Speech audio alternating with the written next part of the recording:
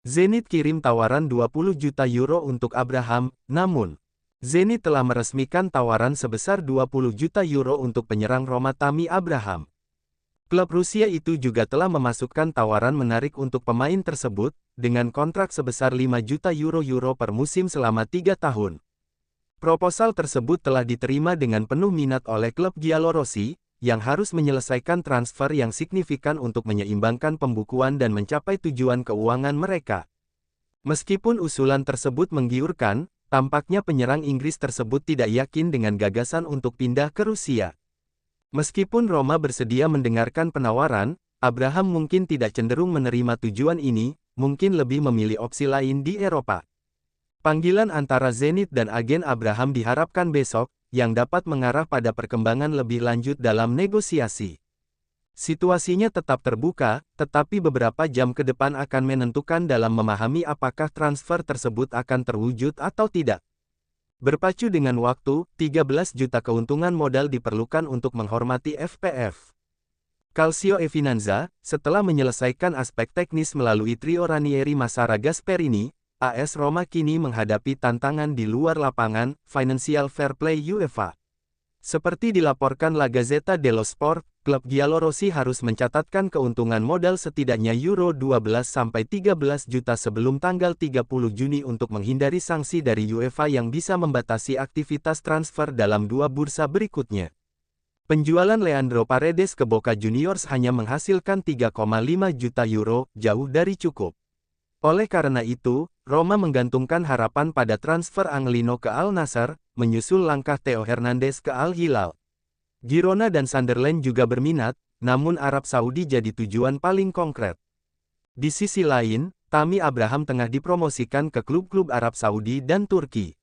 Nasib serupa mungkin menanti El Shaarawy, Celik, Cristante, dan Baldanzi, sembari menunggu tawaran menguntungkan. Lorenzo Pellegrini tidak masuk pasar karena cedera dan kontraknya yang masih berjalan hingga 2026. Jika transfer Angelino gagal, Evan Dika bisa menjadi korban. Didatangkan secara gratis pada 2023, bek Pantai Gading ini bernilai sekitar 35 juta euro, yang berarti keuntungan bersih jika dijual.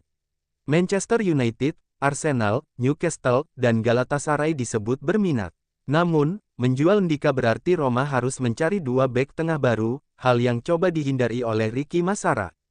Langkah penghematan juga digiatkan. Gaji El Shaarawy dipangkas dari 3,5 juta euro menjadi 1,5 juta euro plus bonus.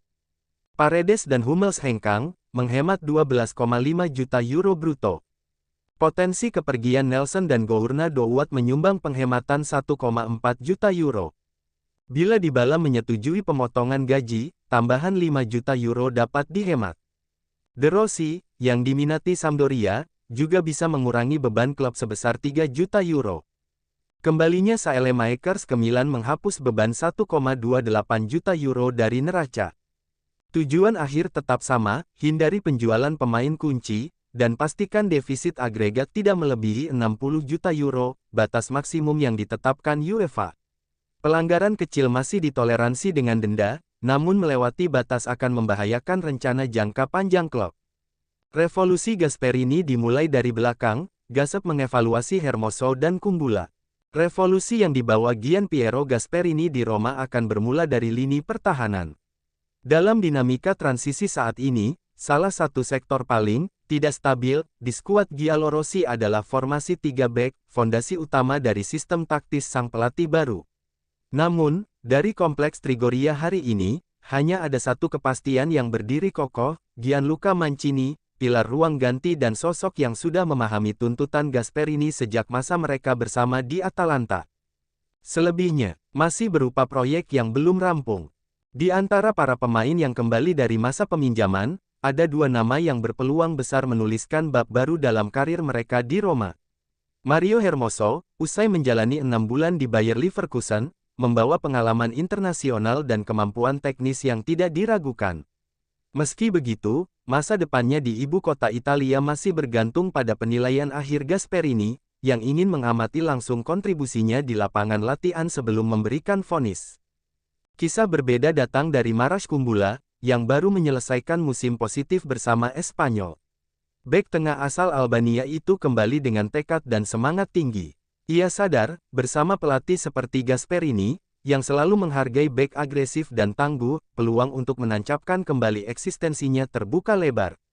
Sementara itu, Zeki Cele masih bisa dipertahankan sebagai opsi cadangan, meski posisinya sangat tergantung pada potensi tawaran transfer yang bisa memberikan keuntungan modal menjelang tenggat financial fair play. Di antara kembalinya para pemain, proses evaluasi intensif, dan kemungkinan kejutan di bursa transfer, perlahan tetapi pasti, wajah baru pertahanan Giallorossi mulai terbentuk di masa jeda musim panas ini. Dan Gasperini, sebagai arsitek ulung sektor belakang, ingin membangun pertahanan barunya dengan karakter materi yang sudah tersedia. Tips membeli. Froholt, berlian dari Denmark. Victor Froholt, lahir pada tanggal 25 Februari tahun 2006, merupakan salah satu talenta paling menjanjikan dari sepak bola Denmark.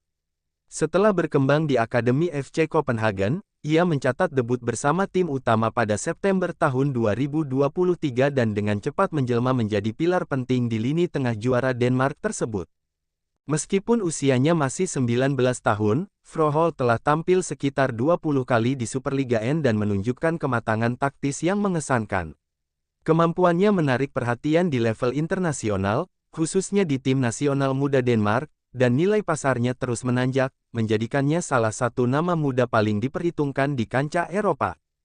Karakteristik fisik dan teknis. Froholt memiliki postur atletis yang seimbang, menjadikannya dominan dalam duel fisik maupun efektif dalam fase menyerang.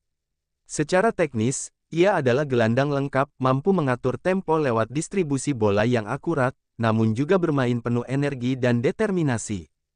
Gaya bermainnya sangat modern, ia adalah gelandang dinamis yang menguasai banyak area permainan, cerdas membaca situasi, dan memiliki naluri menembak dari luar kotak penalti. Kontribusinya tanpa bola juga menonjol, ia kerap masuk dari lini kedua untuk menciptakan keunggulan. Selain itu, Froholt juga fleksibel secara taktis dan mampu dimainkan di sisi sayap dalam peran yang lebih ofensif. Mengapa ia cocok untuk Roma? Kehadiran Gasperini sebagai pelatih baru AS Roma menandai era baru dalam pengelolaan lini tengah, dibutuhkan pemain yang bisa berlari, menekan, membangun serangan, dan melakukan inserimento secara konstan. Froholt memenuhi seluruh kriteria ini, muda, kuat secara fisik, mumpuni secara teknis, serta siap berkembang dalam sistem yang menuntut dinamisme dan perubahan tempo permainan. Dengan mahar bursa transfer yang telah menembus 15 juta euro, mahar yang wajar untuk prospek sekelasnya, Froholt merupakan investasi strategis yang sangat direkomendasikan untuk Roma, terutama bila klub ingin memperkuat skuad dengan talenta muda berpotensi besar. Pedro Vite masuk radar Roma, talenta muda Ekuador yang bersinar di MLS. Elegan dan bernuansa intelektual, AS Roma terus mempertahankan pendekatan strategis dalam bursa transfer. Klub ibu kota Italia itu tidak ingin menghamburkan dana di sektor tengah, memilih untuk mengalokasikan sebagian besar anggaran mereka ke sektor sayap, lini belakang, dan serangan. Namun, dalam beberapa jam terakhir, perhatian Giallorossi tertuju pada salah satu talenta muda paling menjanjikan dari Ekuador, Pedro Vite.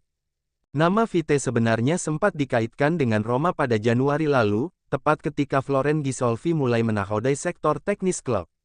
Namun kala itu, pilihan jatuh kepada Lucas Gourna Douat. Kini, dengan bursa musim panas dibuka, minat terhadap Vite kembali menguat.